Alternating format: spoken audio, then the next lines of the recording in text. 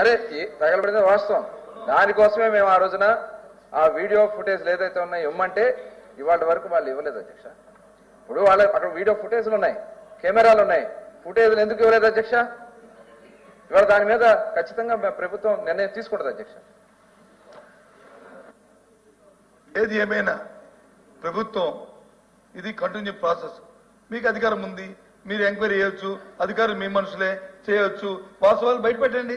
అంతేగాని మీరు వచ్చి సీసీ ఫుటేజ్ ఇవ్వలేదు, ఇది ఇవ్వలేదు. ఏ సీసీ ఫుటేజ్ ఎవరింటి సీసీ ఫుటేజ్ ఎవరు ఇస్తారు అధ్యక్ష?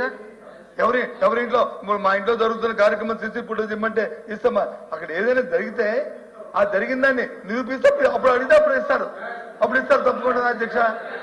ఆలోచన చేయండి. అంటే ఏమిటిది మాట్లాడింది? దయచేసి అది కాదు.